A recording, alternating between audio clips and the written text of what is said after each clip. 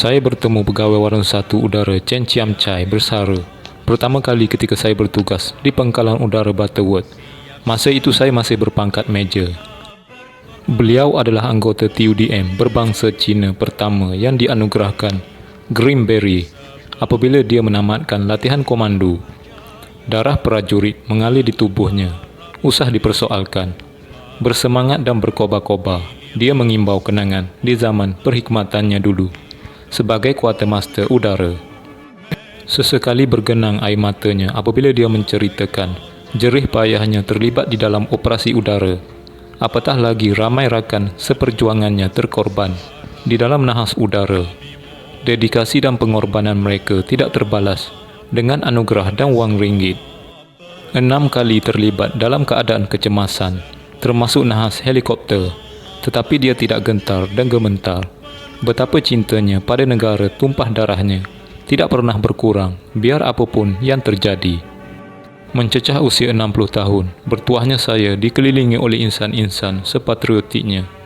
Mereka inilah yang mengingatkan saya mengapa saya masih berada di dalam organisasi ini.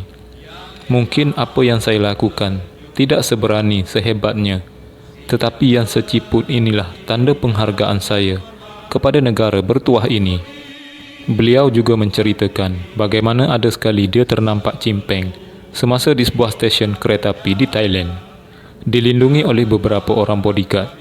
Dengan beraninya, dia pergi ke arah salah seorang bodyguard dan minta izin untuk bertemu dengan cimpeng. Bila dia berhadapan dengan cimpeng, dia berkata, "Jangan mimpi nak balik ke Malaysia. Bumi Malaysia takkan terima dia. Kalau mati sekalipun, abunya pun takkan dibawa ke Malaysia." Tapi tengok apa dah berlaku. Abu cimpeng dibawa masuk secara rahsia ke Malaysia. Ni kerja siapa? Ni mengundang amarah. Luka lama berdarah kembali buat kita, rakyat Malaysia. Generasi muda sekarang bukan kisah pun. Tapi mereka yang pernah melaluinya pasti takkan lupa betapa jahat dan kejamnya komunis.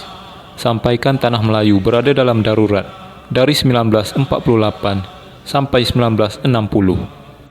Kerakusan cimpeng berterusan sampailah rundingan damai ditandatangani pada 1989 di Hak Nyai.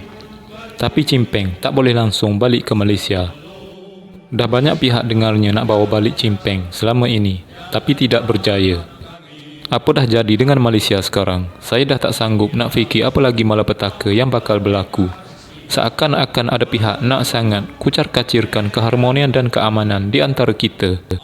Bendera Malaysia pun salah di acara antarabangsa.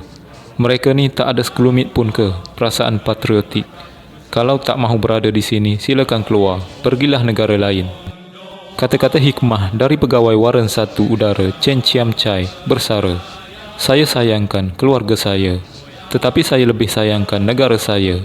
Tanpa negara saya, keluarga saya tidak akan ada, kata beliau. Status ini dikongsikan oleh Major Dr. Rushaini Ramli, KKD. Bersama beliau adalah bekas pegawai Warna 1 TUDM, Chen Chiam Chai. Beliau merupakan bekas anggota TUDM berketurunan Cina yang pertama berjaya menyarum beri hijau setelah menamatkan latihan komando bersama GGK. Namun lebih menarik adalah kisahnya pada tahun 2003. Beliau pernah terserempak dengan cimpeng di selatan Thailand dan meminta dengan bodyguard cimpeng untuk bertemu dengan cimpeng di situ. Mereka berbual dan cimpeng menyuarakan keinginannya untuk datang ke Malaysia. Beliau dengan lantang memberi amaran bahawa beliau sendiri tidak akan membenarkan cimpeng menjejak kaki ke Malaysia, kerana itu akan menjadi pengkhianatan kepada semua pegawai dan anggota pasukan keselamatan yang cedera dan terkorban menentang konco-konco cimpeng. Di era hari ini, setelah hampir 30 tahun PKM menyerah kalah, ramai anak muda dari semua lapisan masyarakat telah lupa pengalaman pahit negara. Di kalangan orang Melayu, ramai beranggapan bahawa tiada orang Cina terlibat menentang PKM, sedangkan ramai orang Cina yang turut menyertai pasukan keselamatan. Dan ada antara mereka yang turut terkorban walaupun tidak sempat mengecapi taraf kewarganegaraan. Taraf warga negara sebelum merdeka masih belum diberikan, sehinggalah 1957. Di kalangan komunis pula, ramai juga apabila menyerah diri secara sukarela menyertai pasukan keselamatan, menentang rakan-rakan lama mereka. Antara tahun 1948 hingga 1960, PDRM memiliki satu batalion lengkap Jungle Squad yang dianggotai khas bekas anggota PKM.